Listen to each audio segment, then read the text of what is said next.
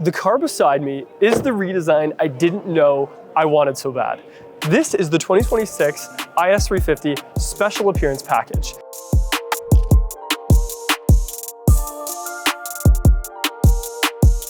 Now, one of my favorite things about the IS for the last couple decades has been the analog performance that this car has. A naturally aspirated 3.5 liter V6 paired with kind of an old school 6-speed transmission, and I guess if you get a certain engine, maybe an 8-speed transmission.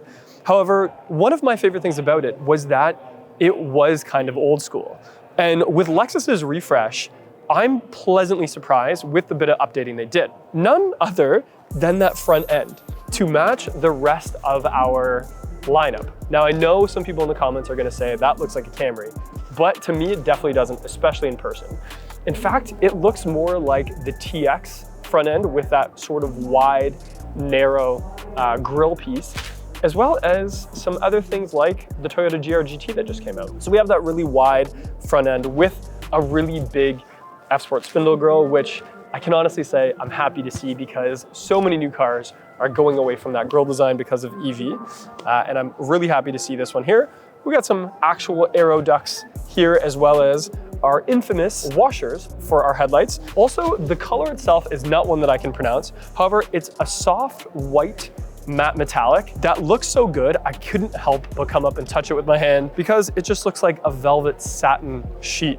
And I find it to capture the light perfectly. Doing a little bit more of a close look, with the special appearance package, we see the different F-Sport logo, more similar to what we saw with like the F Performance.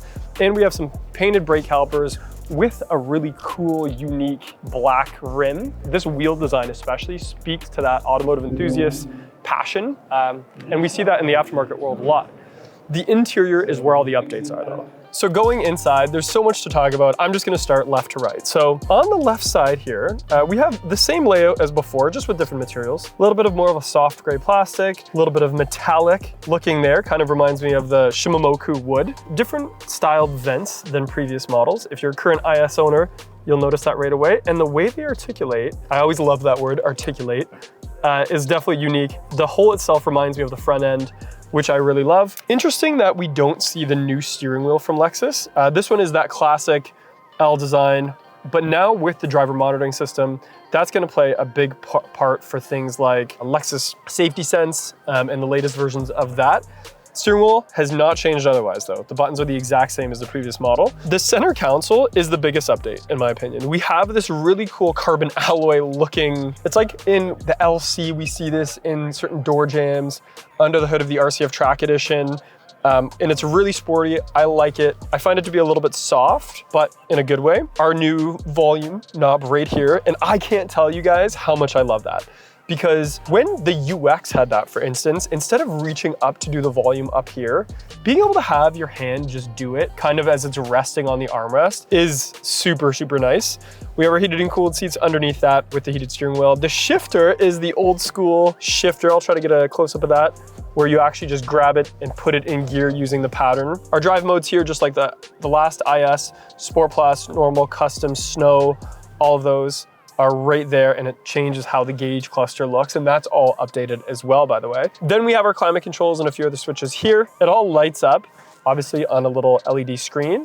We see some ambient lighting now, which the IS never really had a lot of. But you can see it sort of there under that Mark Levinson, and also along the dash, and kind of just ties in that interior together. And also, by the way, the IS has always had one of the nicest Mark Levinson systems in the lineup. It's got tons of power. It really goes with that automotive enthusiast vibe, especially now with those wheels. I think it looks super, super sharp, and it's tying it all together. In terms of the seat impressions themselves, it's definitely the same seat setup as the previous model, and there's nothing wrong with that. Bolsters seem to be in the right place.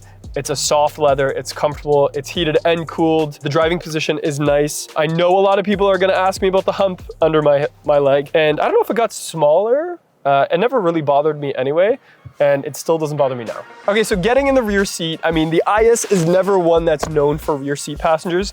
In fact, this car was designed to be a coupe with 4 doors. Not a lot to talk about here. It is very straight up and back. I would say the back is kind of leaned forward a little bit. I'm 6'1", my head does tickle the top of that just a little bit. So if you had to sit back here, you definitely could, but it's definitely a driver's car more than a passenger's car. So the back of the IS seems pretty much unchanged, with the exception of this really nice piano black wing. It's a little bit different design from the previous accessory models. And we still have exposed exhaust tips, which I love to see, especially in 2026, because with everything going to EV and hybrid, we're seeing that design language really phase out. And then we have this little diffuser here at the rear. The taillights has always been one of my favorites when they refreshed this a couple years ago. That left to right sort of beam of light really looks sharp, like a samurai sword. And then we have our new Lexus logo above that. So LE XUS, which is sort of becoming more and more common throughout the line. Definitely very modernized back here. So there we have it, a modern classic or a classic modern. The new IS350 is pleasantly refreshed with keeping all of the things that I loved about it the same. We have an updated interior, an updated infotainment system, some new safety features, this new beautiful color, as well as a modernized front end. Let me know in the comments below what you think of the new IS. Should Lexus have kept it the same, or is that refresh very welcomed? And would you buy one?